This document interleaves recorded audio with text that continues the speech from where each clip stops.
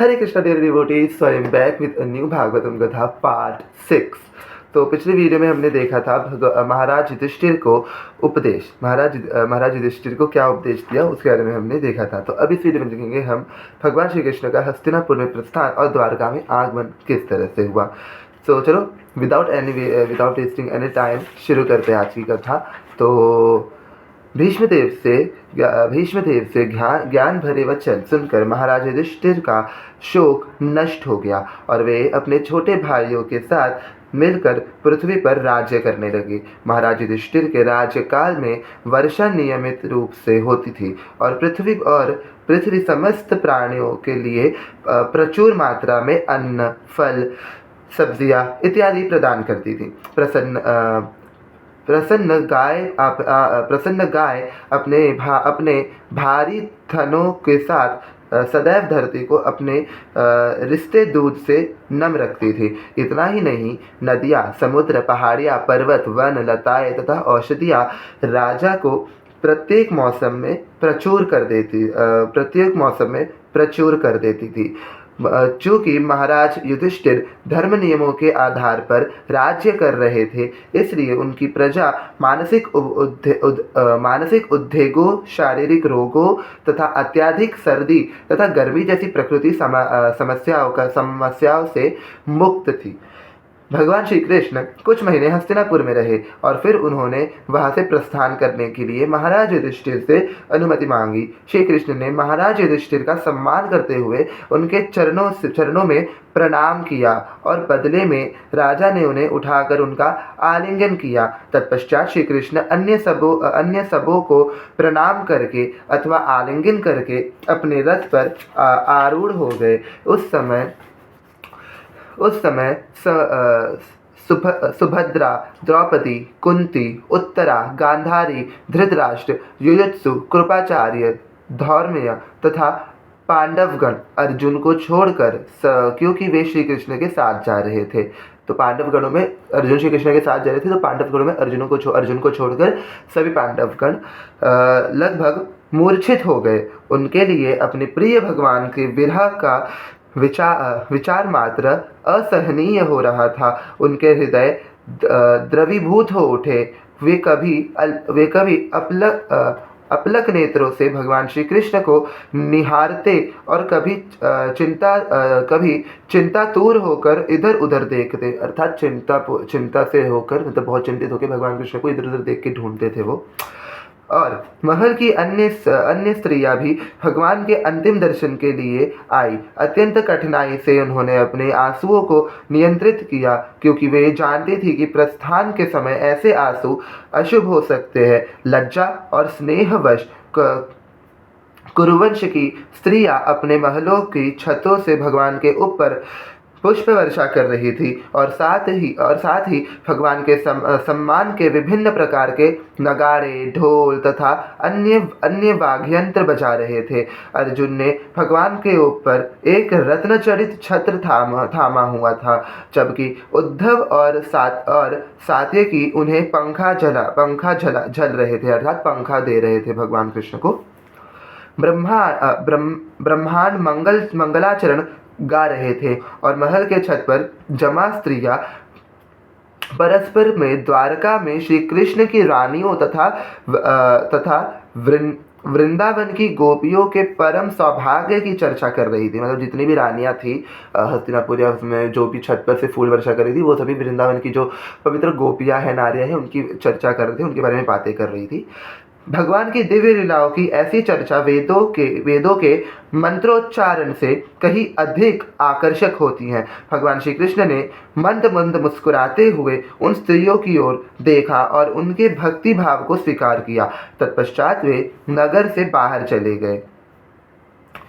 महाराज युधिष्ठिर ने श्री कृष्ण के साथ जाने के लिए सेना की एक छोटी टुकड़ी भेजी और स्नेहवश अपने भाइयों के साथ कुछ दूरी तक उनके साथ चले।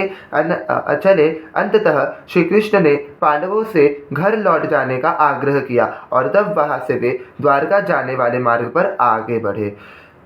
भगवान श्री कृष्ण कुरुजांगल, पांचाल, शूरसेन, ब्रह्माव्रत, कुरुक्षेत्र, मत्स्या, सारस्वता और मरुस्थलों में गुजरे प्रत्येक संध्या वे अपनी यात्रा को विश्राम देते, जिससे वे सूर्यास्त के समय की जाने वाली पूजा इत्यादि कर सकें। मतलब सूर्यास्त के बाद जो 7 बजे जो पूजा होती है वो अपने यात्रा को विश्राम देते थे और पूजा इत्यादि किया करते थे। वे जहाँ कहीं से गुजरे, स्थानीय लोगों ने उनका भव्य स्वागत किया और आदर सम्मान के साथ उनकी पूजा करते हुए उन्होंने अनेक मूल्यवान उपहार भेंट दिए। अंततः सौवीर एवं आभीर प्रांतों से होते हुए भगवान श्री कृष्ण अपनी द्वारका नगरी में पहुँचे, जो आंतर्त नाम से भी विख्यात है।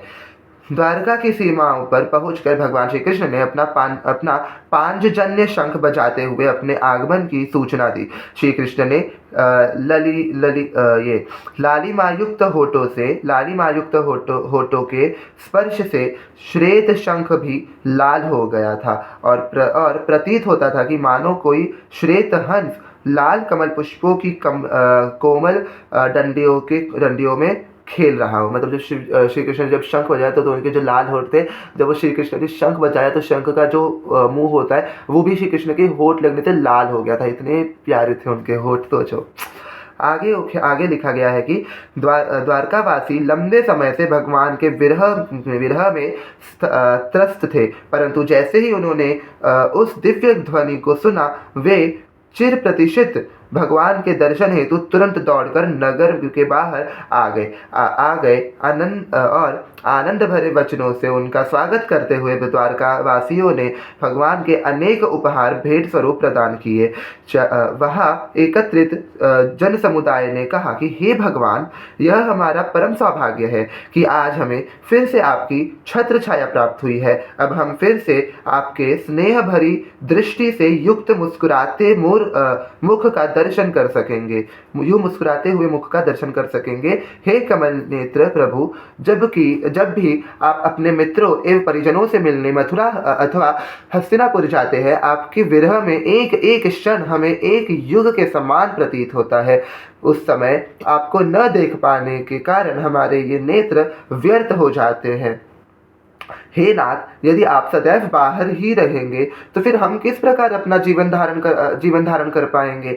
द्वारका में प्रवेश करते समय श्री कृष्ण ने उन नागरिकों पर अपनी कृपा दृष्टि डालकर उनके उपहार तथा अभिवादन स्वीकार किया था। उन्होंने देखा कि संपूर्ण नगरी भव्य रूप से सजी धजी थी तथा समस्त ऐश्वर्यों से परिपूर्ण थी।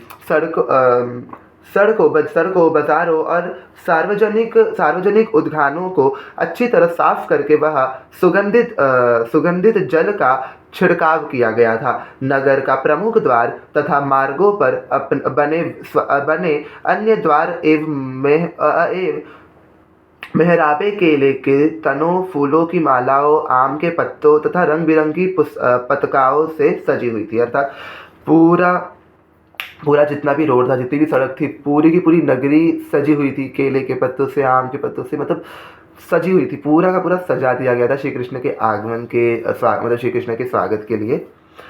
प्रत्येक घर के द्वार पर दही, फल, गन्ने, धूप, दीपक तथा जल से भरे मटकों जैसी मंगल वस्तुएं रखी गई थी और फल फूल तथा अक्षत बीजों का भूमि पर यहाँ वहाँ बिखराव किया गया था, मतलब बिखराया गया था। श्री कृष्ण के आगमन का समाचार सुनकर वसुदेव, अक्रूर, उग्रसेन, बलराम जी, प्रद्युम्न एवं श्री कृष्ण के अन्य पुत्र प्रसन्न हो उठे।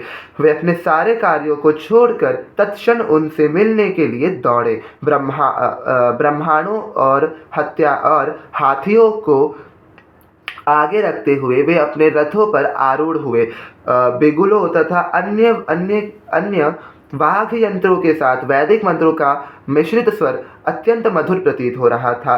अब विभिन्न वाहनों पर सवार होकर सैकड़ों विख्यात वेश्याएं सुंदर वस्त्रों एवं आभूषणों से सुसज्जित वहां पहुंची। वे सब भी भगवान के दर्शन के लिए उत्कीर्ण थी। इन सबके साथ वहाँ अनेक नट, गायक, नर्तक तथा विद्वान वक्ता भी थे, जो भगवान श्री कृष्ण की प्रसन्नता के लिए उनके सन्मुख अपनी प्रतिभाओं का प्रदर्शन करना चाहते थे। वास्तव में द्वारका का प्रत्येक नागरिक भगवान का स्वागत करने के लिए वहाँ उपस्थित था, और भगवान ने भी बदले में सबका यथोचित आदर एवं सम्मान किया। भगवान ने प्रत्येक व्यक्ति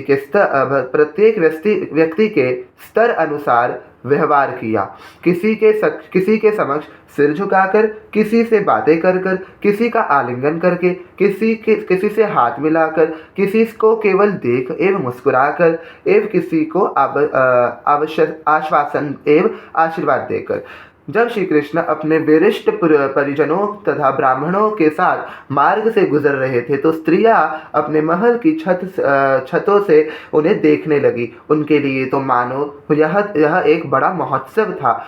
मतलब जो स्त्रियां थी, उनके लिए श्री कृष्ण जब आगमन किए तो ऐसा मानो कि उनके लिए तो एक बहुत बड़ा महोत्सव का आयोजन किया गया हो स्त्रियों के लिए। यद्यपि द्वारकावासी प्रतिदिन समस्त सौंदर्य के आगार भगवान श्री कृष्ण को देखते थे, परंतु फिर भी वे कभी संतुष्ट नहीं हुए। मार्ग से गुजरते हुए श्री कृष्ण के सिर के ऊपर एक छत्र उन्हें तेज धूप से बचा रहा था। दोनों ओर से भक्त मोर पंखों के बने पंखे से उन्हें हवा कर रहे थे तथा सड़कें पूरी तरह फूलों से सजी हुई थी। सुंदर पीतांबर वस्त्रों से भगवान ऐसे प्रतीत होते थे मानो कोई काला बादल एक साथ सूर्य, चंद्रमा, बिजली तथा इंद्रधनुष से घिरा हो। मतलब भगवान श्री कृष्ण का मुखमंडल ऐसा प्रतीत हो रहा था जैसे एक काला बादल है, उस पे सूरज, इंद्रधनुष और बिजली सब एक साथ आ गई हो। वहां से निकलकर श्री कृष्ण जैसे ही बादल एक साथ सूर्य, चंद्रमा, बिजली तथा इंद्रधनुष से घिरा हो। जैसे ही श्री कृष्ण ने अपने पिता के महल से प्रवेश किया, देवकी सहित उनकी अन्य माताओं ने उन्हें गले से लगा लिया। श्री कृष्ण ने उनके चरणों पर अपना शीश नवाते हुए उन्हें प्रणाम किया। जब माताओं ने स्नेहवश श्री कृष्ण को अपनी गोद में बिठाया, तो ममता की तीव्र भावनाओं के कारण उनके स्तनों से दूध तथा आंखों से अश्रुधारा बहने लगी। ममता वर्षा, स्तनों से दूध बहने लगा और आंखों से आंसू आ गए। जब श्री कृष्ण के लिए इतनी ममता थी, इतना प्रेम था, इतना स्नेह था माताओं को। आंखों से अश्रुधारा बहने लगी।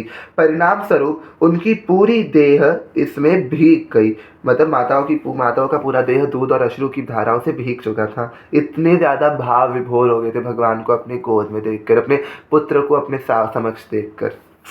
वहां से निकलकर श्री कृष्ण अपने महलों में आए और विरह के लंबे समय के पश्चात अपने स्वामी को देखकर सब रानियां हर्षोल्लास से भर उठी।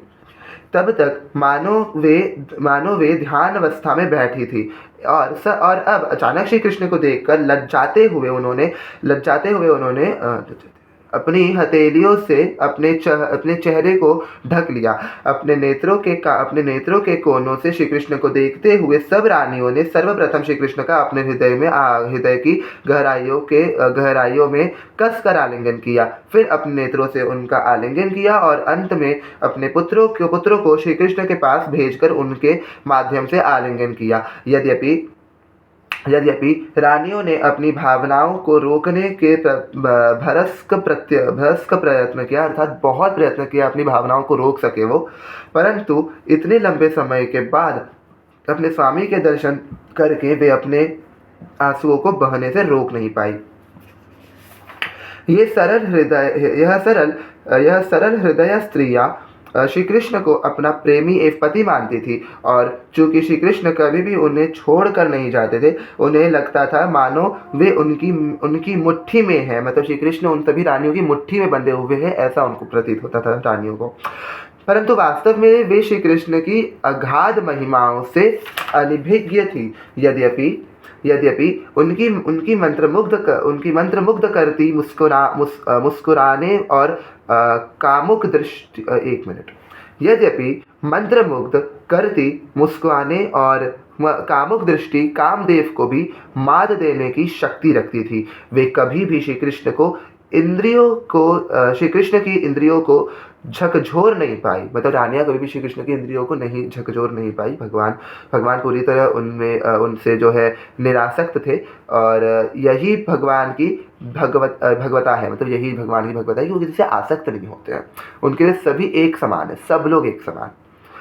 भौतिक प्रकृति के गुणों को निकट संपर्क में रहते हुए भी वे उनसे अप्रभावित रहते थे, भगवान उनसे अप्रभावित रहते थे। इसी प्रकार जो भक्त भगवान का आश्रय लेते हैं वे भी भौतिक प्रकृति के गुणों से प्रभावित नहीं होते हैं। जिस प्रकार भगवान किसी से अटैच नहीं होते, भगवान को जिस प्रकार किसी से अटैचमेंट नहीं होती, उसी प्रकार भगवान के भक्तों को भी किसी से अटैचमेंट नहीं होती, क्योंकि कृष्णा से अटैचमेंट ही संसार से डिटैचमेंट है। अगर माया से डिटैच होना है तो फिर कृष्णा से अटैच हो जाओ। बस भक्ति किस प्रकार करना है इस लाइन में ये भी बताया गया है कि अगर आपको सच में कृष्ण प्रेम पाना है तो संसार से अटैचमेंट छोड़ दो, क्योंकि और कृष्णा से अटैच हो जाओ, क्योंकि कृष्णा से अटैचमेंट ही संसार अर्थात माया देवी यानी कि मायावादी संसार से डिटैचमेंट है। कृष्णा से अटैचमेंट मतलब कि माया से डिटैचमेंट। तो यहाँ पे एक कथा समाप्त होती है। अब अगले कथा में हम देखेंगे, अगले वीडियो में हम कौन सी कथा जानेंगे, अगले वीडियो में हम देखेंगे महाराज परीक्षित का जन्म कैसे हुआ। ठीक है, महाराज परीक्षित के जन्म के बारे में अगले वीडियो में हम देखेंगे। तब तक ये वीडियो कैसी लगी कमेंट सेक्शन में बताओ। वीडियो अच्छी लगी तो लाइक कर दो, चैनल पे नहीं हो तो सब्सक्राइब कर दो गाइस, और जाने से पहले राधे राधे बोलना मत भूलना। राधे राधे।